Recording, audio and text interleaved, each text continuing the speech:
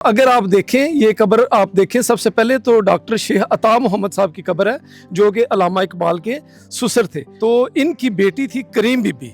तो करीम बीबी के साथ अल्लामा इकबाल का जो है वो निकाह हुआ था। अच्छा, मज़े की बात यह है कि इकबाल उससे 1 साल पहले यहाँ पे गुजरात के जो मिशन स्कूल है उसमें अपना मैट्रिक का इम्तिहान दे के गए थे और अगले साल ही वो फिर जो है यहाँ पे बारात लेकर आए। करीम बीबी और अल्लामा इकबाल की जो औलाद थी वो थे, उनके बेटे थे आफ्ताब इकबाल और उनकी बेटी थी मिराज बेगम। हेलो पाकिस्तान, आज़ाद डिजिटल गुजरात से मैं हूं आपके साथ ज़ाहिर महमूद नाज़रीन। अल्लामा इकबाल की बरसी है और आज हम आपको लेकर आए हैं अल्लामा साहब के ससुर, सास और साले की कब्र पर जो गुजरात में मौजूद है। आज हमने ये कब्रें गुजरात के एक दूर उफ्तादा कब्रिस्तान में दरियाफ्त की हैं और हमारे साथ बात करने के लिए यहाँ गुजरात के मारूफ हिस्टोरियन रिजवानुल हक साहब मौजूद है। आइए इनसे बात करते हैं और जानते हैं कि ये अल्लामा साहब की कौन सी बीवी के अब्बा, अम्मा और भाई थे और किस तरह इनकी कब्रें यहाँ पर बनी और उनका गुजरात से क्या ताल्लुक था। अल्लामा साहब के घर में उनकी बेटी कब और कैसे गई, किसने उनका निकाह पढ़ाया, ये उनकी जो एक फैमिली हिस्ट्री है वो हम बात करते हैं रिजवानुल हक साहब से और जानते हैं उन्हीं की जुबानी।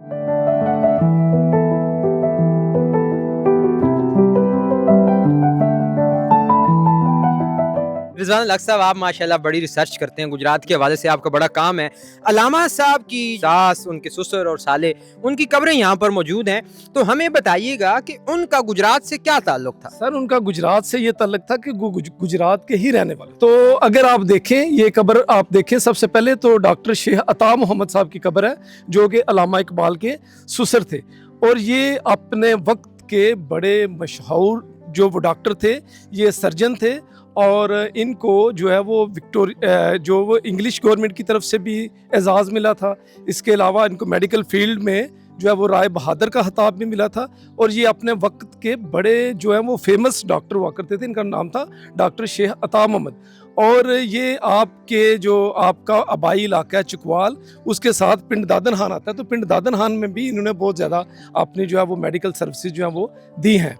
तो अच्छा रिजवानुल हक साहब, मुझे पहले तो ये बता दें, ये मुझे बल्कि पहले पूछना चाहिए था कि इनकी कौन सी बेटी थी, मतलब अल्लामा साहब की कौन सी वाइफ थी जिनके सिलसिले से इनकी ये जो इनलाज हैं वो यहाँ पर मौजूद। जी, मैं आपको बताता हूँ ना सर।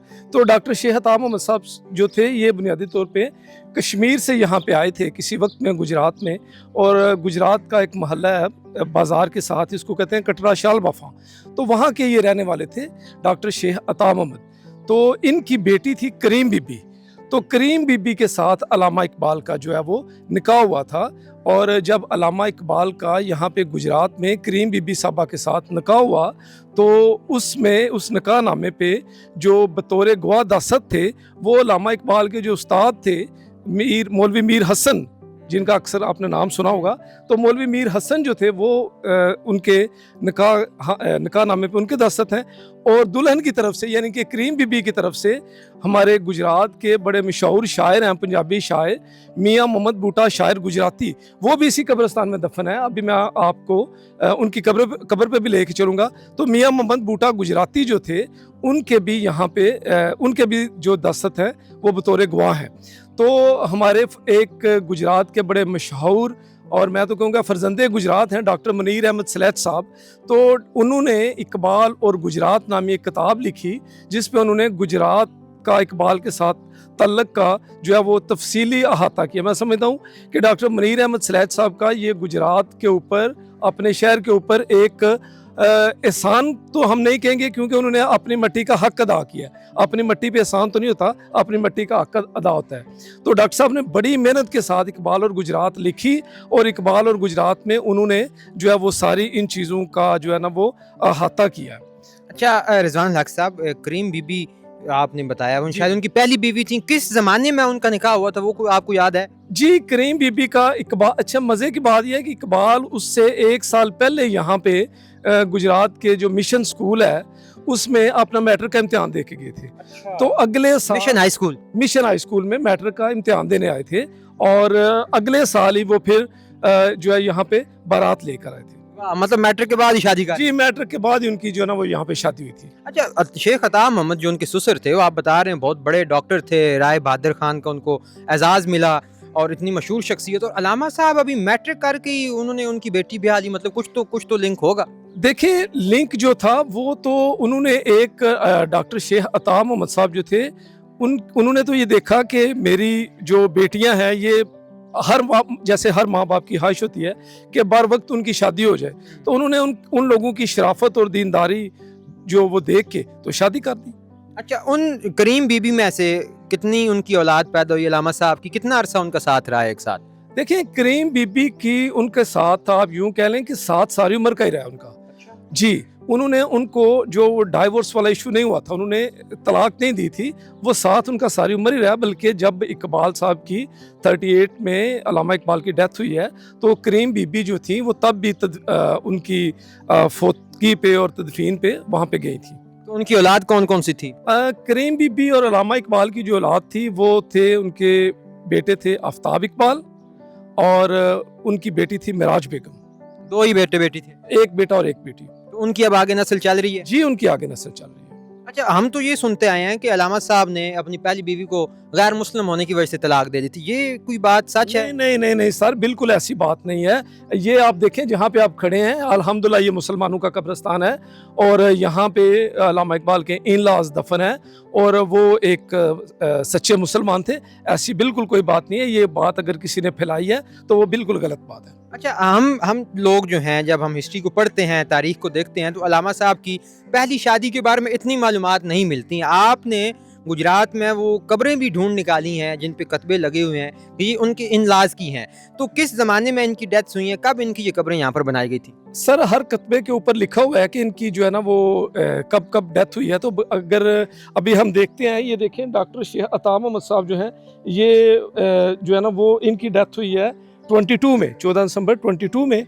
और ये बाद में उनके जो हैं वो ब्रादर 1921 में उनकी 1921 में है और वो वहाँ पे ज़ैनब बीबी साहब हैं जो कि इकबाल साहबा की इकबाल की सास थी और वो उनकी कब्र है। अच्छा, तो ये कब्रें जो हैं वो हम देख रहे हैं कि काफ़ी आसूदा हाल हैं। क्या इनके कोई जो रिलेटिव्स थे पीछे, ज़ाहिर सी बात है अलामा साहब की जो फैमिली थी, या कोई भी लोग आते नहीं हैं इनकी कब्रें विजिट करने के लिए? सर इनकी फैमिली में इकबाल साहब की जिन खातून के साथ शादी हुई थी करीम बीबी साहबा की एक जो बहन है फातिमा बीबी जिनका नाम था, उनकी शादी लाहौर में हुई थी। और वो आपने नाम सुना होगा, बल्कि यकीनन सुना होगा, ख्वाजा खुर्शीद अनवर साहब का। इतना बड़ा नाम और आप कह रहे हैं सुना होगा? हाँ, इतना बड़ा नाम है। हमारी मौसीकी की जो इंडस्ट्री है उसमें बहुत बड़ा नाम है ख्वाजा खुर्शीद अनवर साहब का। तो ख्वाजा खुर्शीद अनवर साहब की जो वालदा हैं वो भी डॉक्टर शेख अता मोहम्मद साहब की जो है वो बेटी हैं फातिमा बीबी। तो इसी तरह ये सारी फैमिली, अभी उनकी फैमिली मौजूद है। गुजरात में भी उनके अजीज़ हैं और आफ्ताब इकबाल साहब की जो आगे ब्लड लाइन है वो भी है। तो वो कोई ना कोई तो यहाँ पे चक्कर लगाता होगा। और फिर दूसरा ये कि कब्रिस्तान की जो इंतज़ामिया है वो भी सारी देखभाल करती है, तो उनके अकीदतमंद भी यहाँ पे आते हैं। तो हर लिहाज से पिछले साल मैंने इन कब्रों को जो है ना वो इनकी सफाई करवाई थी और बरसात के बाद इन सारी कब्रों की सफाई करवाई यहाँ पे मजदूर लगवा के। तो इसी तरह सर सिलसिला चल रहा है। इसका मतलब ये हुआ कि ख्वाजा खुर्शीद अनवर साहब और अलामा साहब रिश्तेदार थे? जी, ख्वाजा खुर्शीद अनवर साहब और अल्लामा इकबाल रिश्तेदार थे। आप यूँ कह लें कि अल्लामा इकबाल ख्वाजा खुर्शीद अनवर के खालू थे। खालू थे? यस। ख्वाजा खुर्शीद अनवर तो खैर बाद में आए। जी जी जी। अच्छा, ये कब्रें जो हैं ये क्या उसी असली हालत में मौजूद हैं जिसमें ये बनाई गई थी, इनको बाद में रेनोवेट करवाया गया? नहीं, ये असली हालत में मौजूद है जिस तरह बनवाई गई थी। आप देखें ना, ये जो कता ज़मीन है ये बाकी से थोड़ा सा जो है वो नीचे है, तो ये अपनी असली हालत में है। अलामा साहब की फैमिली नहीं आती यहाँ पे? सर मुमकिन है यहाँ पे आई हो, मेरे इल्म में नहीं है। तो जब उनकी कोई बरसी होती है, चले मतलब ज़ाहिर सी बात है इन-लॉज की है, जो लोग रिसर्चर हैं, मुहक्किक हैं, वो तो आते होंगे यहाँ पर, आपसे रब्ता करते होंगे। क्या लोग इनकी कब्रों को विजिट करने आते हैं यहाँ पर? जी सर, गुजरात के और भी बहुत से नामवर लोग हैं, नामवर मुहक्किक हैं, वो इस बारे में जानते हैं। वो अक्सर यहाँ पे तशरीफ़ लाते रहते हैं और वो यहाँ पे अक्सर आते हैं, आर्टिकल्स लिखते हैं और प्रोग्राम्स वगैरह करते हैं। ये तो एक बंदे पे तो नहीं है, ये हमारे गुजरात में तो बहुत सारे नामवर लोग, नामवर मुहक्किक हैं, तो वो यहाँ पे आते रहते हैं। तो अगर कोई बाहर से कोई अलामा साहब का शदाई हो या उनका कोई मद्दाह हो, वो अलामा साहब के इन-लॉज की जो एक फैमिली है, जो पहली बीवी के जो इन-लॉज उनसे बनते थे, उनकी कब्रों को विज़िट करना चाहें तो क्या एड्रेस होगा, अगर आप थोड़ा सा समझा दें। ये जी एड्रेस होगा, वो यहाँ पे आ जाएं, किसी से भी गुजरात में, वो अगर गुजरात रेलवे स्टेशन पे वो उतरते हैं या गुजरात के जो है वो बसों वाले अड्डे पे उतरते हैं या अपनी कन्वेंस पे हैं, वो किसी से पूछ सकते हैं कि कब्रिस्तान भटियां जाना है, सिर्फ इतना ही बता दे तो उनको कोई भी शहर का बंदा बता देगा। ये एक मशहूर कब्रिस्तान है, पुराना कब्रिस्तान है, कब्रिस्तान भटियां मुसलमाबाद, तो वो यहाँ पे पता चल जाएगा। यहाँ पे जो गोरकन है उनसे आके पूछा जा सकता है कि इकबाल की फैमिली की कब्र कहाँ पे, ये काफ़ी मशहूर जो आता है ये। चलें जी, बहुत बहुत शुक्रिया रिजवान हक साहब, आपने काफ़ी अहम मालूमात बहुत दी। शुक्रिया। आप गुजरात में तशरीफ़ लाए हैं, आपने मेरे शहर को एक्सप्लोर किया है, इसका जो नाम है वो बुलंद किया है, तो मैं आपका बहुत शुक्रिया। Thank you, thank you. तो नाजरीन, आपने देखा कि अल्लामा इकबाल साहब की पहली बीवी करीम बीबी के जो पेरेंट्स हैं, उनके भाई हैं शेख अता मोहम्मद साहब, और उनकी जो वालदा हैं करीम बीबी की, ज़ैनब बीबी साहिबा, उनकी कब्रें यहाँ पर मौजूद हैं गुजरात शहर के अंदर मौजूद कब्रिस्तान में, और उनकी तारीख़ी वफ़ात भी तकसीम हिंदुस्तान से पहले की हैं। तो ये आज हम रिजवान हक साहब की बदौलत यहाँ पर पहुँचे हैं, और अल्लामा साहब की बरसी के हवाले से, उनके जो पहली शादी थी उस लिहाज से उनके जो इन-लॉज़ हैं उन तक हम आए हैं, उनकी एक हिस्ट्री, उनकी एक फैमिली हिस्ट्री जानने की कोशिश की है। तो मुझे उम्मीद है कि आपको ये वीडियो पसंद आई होगी। इसके साथ ही मुझे दीजिए इजाज़त, देखते रहिए आज़ाद डिजिटल। खुदा हाफिज़।